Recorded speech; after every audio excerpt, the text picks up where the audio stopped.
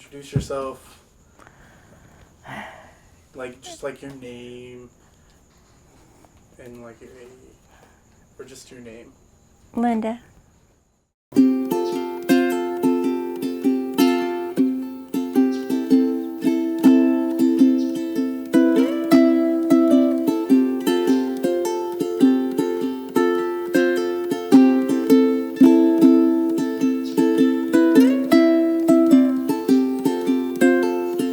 Hold me through the rain.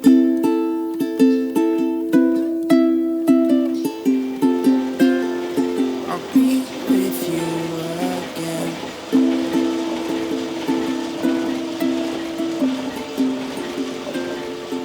Well, digital machines run in the hundreds of thousands of dollars, and we didn't have that.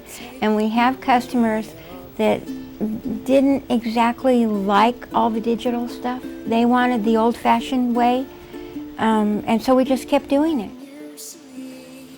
We bought this in '73, and we bought the house in '77.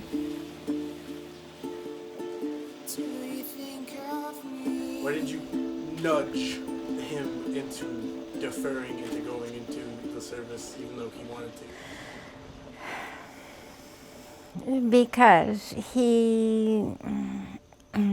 I didn't think he would come back. Why? Well, because a lot of people that we knew were dying left and right. We had really good times growing up. We did all kinds of things. My mother worked, my dad worked, and I took care of my brother and sister for a lot of the time while I was growing up. And it was just kind of a happy life. When I was in high school, I took mostly business classes, business machines and that type of thing. A friend told us about the business that we bought, and so we went and looked at it, and they worked out an arrangement for us to buy it. What made you go, family business is the way to go? Because he needed the help, and I could do what he needed me to do. I knew how to do it. Did they know that you guys did something big, like taking out a second mortgage, like just for them? We'd already had seconds on the house before and paid them off and then taken them out again. And I was just trying everything so that they would still have a job. We kind of hoped that they would take over for it, but in the end we just couldn't do it anymore. How did you feel like the first time when you realized that none of your kids were actually going to take over the company? Just, that's the way things go. That didn't mean that I didn't want one of them to take it over so we could still come in when we wanted to, but didn't have to be there every day and have all the responsibility. At any point in the end, were you afraid that you're going to lose everything?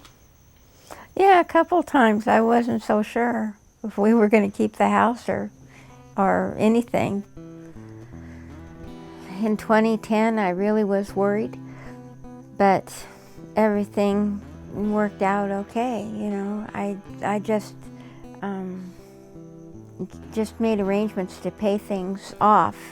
If I didn't have enough groceries, or I had to not pay a bill or something to pay something else, and that's just what I did. You started to walk this like tightrope where if you would slip, everything would just go to shit. How did you know that you needed to push through? It's just the way I am. My mom and dad always said that I was bullheaded and I just didn't give up. The feeling you have that everything is falling apart.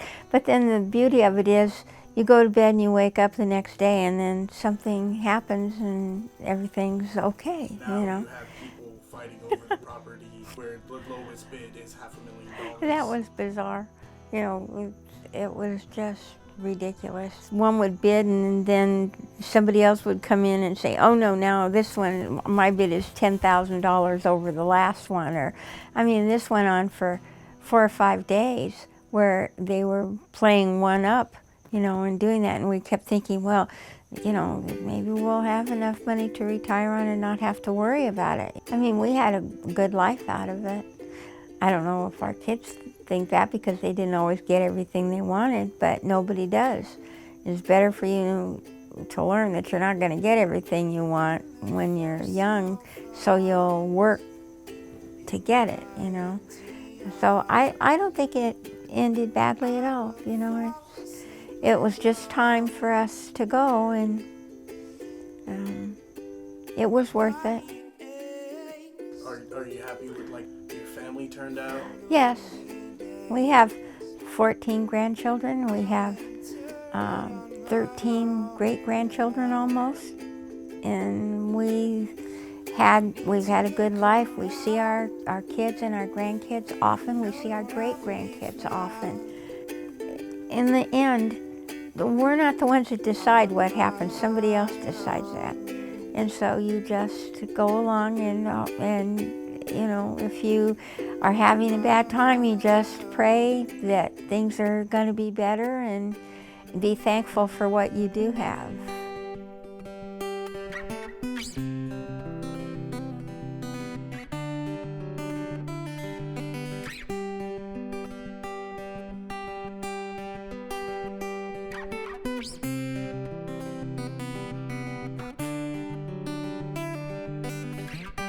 Can we kill Fan?